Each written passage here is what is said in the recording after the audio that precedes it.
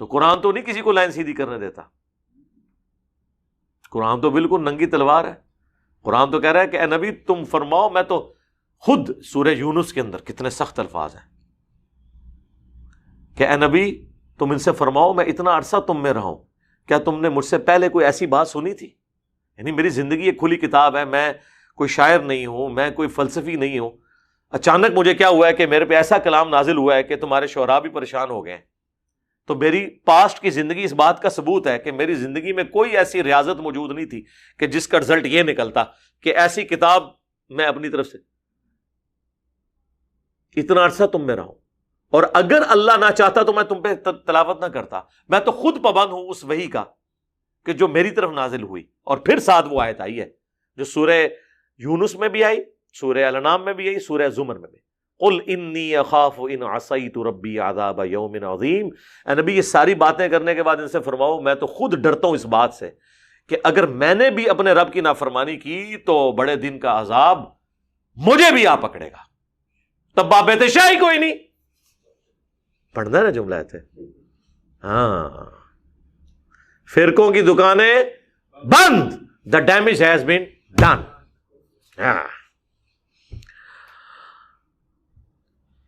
ان اللہ لا یہدی القوم الکافرین، بے شک اللہ تعالی ہدایت نہیں دیتا اس قوم کو جو انکاری ہو جائے.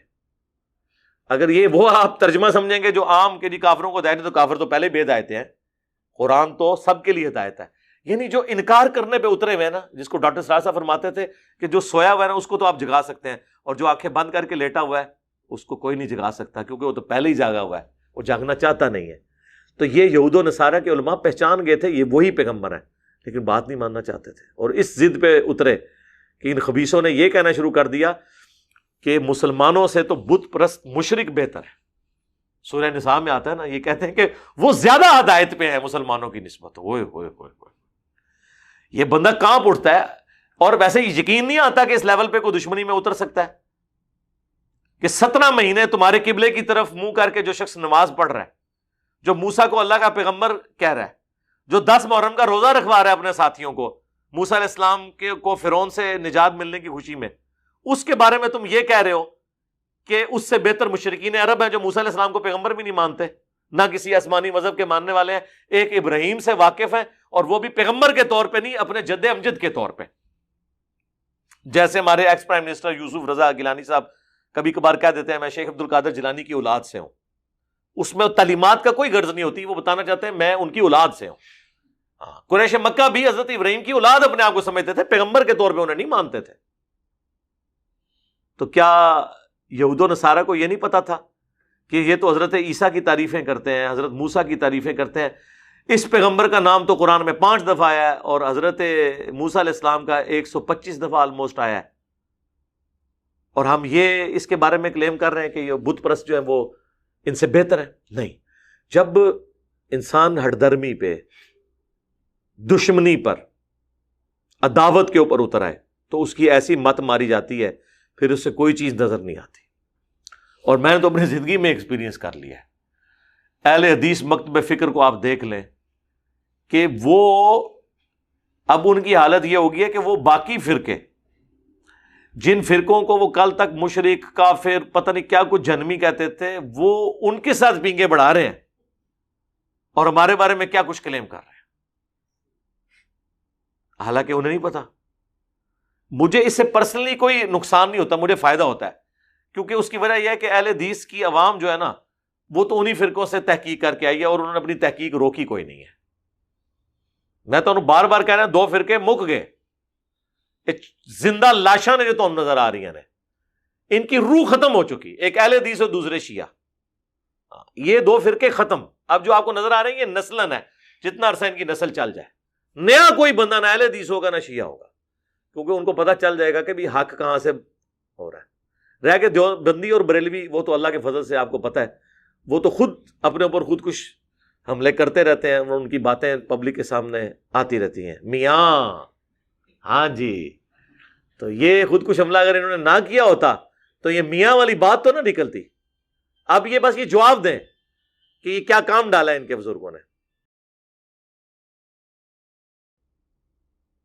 قل یا اہل الکتاب، اے نبی فرما دو اہل کتاب لستم علی شیء، تم کسی ہدایت پر نہیں ہو، حتی تقیموا التوراۃ والانجیل، جب تک کہ تم تورات اور انجیل کو قائم نہ کر لو، اس کی تعلیمات پہ عمل نہ کرو، تو سیدھے شے ہی کوئی نہیں۔ یہ وہ ہے، دیکھو شے، اچھا یہ شے جو پنجابی میں لفظ ہے نا، یہ عربی سے آیا ہوا ہے، دیکھ لیں، یا اہل الکتاب لستم علی شیء، تسی شے ہی کوئی نہیں، حتی جب تک کہ تقیموا التوراۃ، تورات کو قائم نہ کر لو، والانجیل اور انجیل کو، وما انزل الیکم من ربکم، اور جو نازل ہوا تمہاری طرف تمہارے رب کی طرف سے، یعنی قرآن۔ یہ نہ سمجھیے گا یہ یہود و نصارہ کے بارے میں ہے، یہ سانو بھی کیا جا رہا ہے، تسی شے ہی کوئی نہیں جو تک قرآن تے عمل نہیں کرتے، پاویں جتنی لمبی مرضی داڑھی رکھ لو، جتنی مرضی ٹنا ٹن اتنے پگڑی باندھ لو، شے ہی کوئی نہیں تسی جو تک عمل نہ کرو۔ قائم کرنے کا مطلب ہے، وہ کہا جاتا ہے نماز پڑھی تو مسجد میں جاتی ہے، قائم مسجد سے نکلنے کے باہر ہوتی ہے۔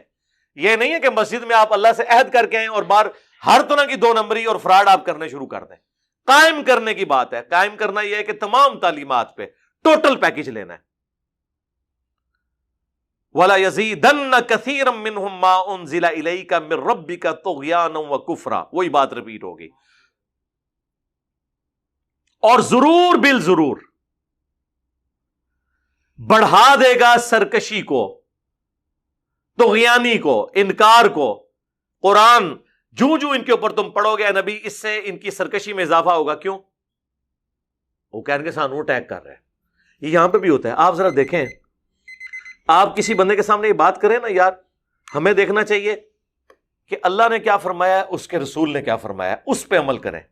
اب یہ بات اگر آپ کسی دیوبندی کے سامنے کر دیں نا، بریلوی کے سامنے، تو کہے گا اچھا پھر تسی اماماں نو نہیں مندے، حالانکہ آپ کے دماغ میں بھی کہیں بات نہیں ہوگی، لیکن چور جو ہے نا اس کو اندر کھٹکتا ہے نا، اس کو یہ پتا ہے کہ اگر یہ اللہ اور اس کے نبی کے پیچھے چلے گا تو ہم نے جو اپنے امام کھڑے کیے ہیں، جن میں ان اماموں کا قصور نہیں ہے، ہم ان کی تعلیمات کو ڈسکس کر رہے ہیں جو ان کی طرف غلط انہوں نے منسوب کیے ہیں، ادھر سے پھر یہ فارغ ہے، وہ فوراً اس کے اوپر اتر آئیں گے۔ اچھا پھر تسی اماموں نہیں مندے؟ آپ کسی کو کہیں گے جی ہر مصیبت ہر پریشانی میں نبی الاسلام بھی اللہ کو پکارتے تھے، ہمیں بھی اللہ کو پکارنا چاہیے، وہ فوراً کہے گا اچھا ادھر مندے، تسی بزرگوں نہیں پھر مندے، اولیاء نہیں مندے۔ آپ یہ بے شک نہ بھی کہیں، ان کو پتا ہوتا ہے کہ اس کا مطلب کیا نکلے گا۔ جب اللہ آئے گا باب ختم، جب نبی آئے گا تو خود ساختہ امام ختم۔ وہ قرآن میں آیا نا کہ کافر کہتے تھے یہ کیسا نبی ہے جس نے اتنے خداؤں کا ایک خدا کر دیا۔ بھئی خدا تو ایک ہی ہے، اور ہمارے بارے میں یہ کہتے ہیں یہ کیسا بندہ ہے، اس نے اتنے اماموں کی بجائے ایک امام کی بات کر دی جس کی قبر مدینے میں، امام اعظم محمد رسول اللہ صلی اللہ علیہ وآلہ وسلم۔ جی بالکل ہمیں فخر ہے، کیونکہ امام وہ ہے جسے اللہ تعالیٰ نے امام بنا کے ہمارے لیے بھیجا ہے۔ آپ کے بنائے ہوئے امام آپ کے لوکل امام ہیں رہے، اگر آپ نے ان کی تعلیمات سے استفادہ کرنا ہے اس اعتبار سے تو وہ سارے امام ہیں، ٹھیک ہے جی، ان کا ہم احترام کرتے ہیں، اتنا احترام کہ ان کی کتابیں ہم نے یہاں رکھی ہوئی ہیں، لیکن اس لیے نہیں کہ ان سے ہماری کوئی عقیدت ہے، ان کی تعلیمات جو انہوں نے نبی الاسلام کی ہم تک پہنچائی وہ عقیدت ہے۔ نام میں تو میں بھی امام ہی ہوں، انجینئر محمد علی مرزا، EMAM، تو اس طرح کوئی امام بن جائے گا؟ انجینئر امام بنتا کوئی؟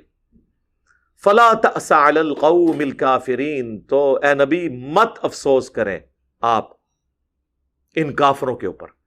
یعنی ظاہر ہے انسان کو ٹینشن تو ہوتی ہے، اتنی محنت سے بات سمجھائی، بڑی کوشش کی، اینڈ رزلٹ یہ نکلا کہ بات کو ماننے کے لیے تیار نہیں ہو رہا، تو حضور کو کہا جا رہا ہے آپ نے افسوس نہیں کرنا، آپ کا کام صرف پہنچانا ہے۔ وما علینا الا البلاغ، سورۃ البقرہ میں آیا ہم آپ سے نہیں پوچھیں گے کہ لوگ جہنم میں کیوں چلے گئے، آپ کا کام صرف پہنچانا تھا۔ طٰہٰ ما انزلنا علیک القرآن لتشقیٰ، ہم نے قرآن اس لیے نازل نہیں کیا کہ آپ مشقت میں پڑے رہیں، الا تذکرۃ لمن یخشیٰ، یہ نصیحت اس کے لیے ہے جو اللہ سے ڈرتا ہے۔ فذکر بالقرآن من یخاف وعید، اے نبی قرآن سے اسی کو نصیحت کریں جو اللہ کی دھمکی سے ڈرتا ہے۔ سیذکر من یخشیٰ، آپ نصیحت اسے کریں جو ڈرتا ہے۔ ویتجنبها الاشقیٰ، اور جو بدبختی پہ اترا ہوا ہے اس کو اس کے حال پہ چھوڑ دیں۔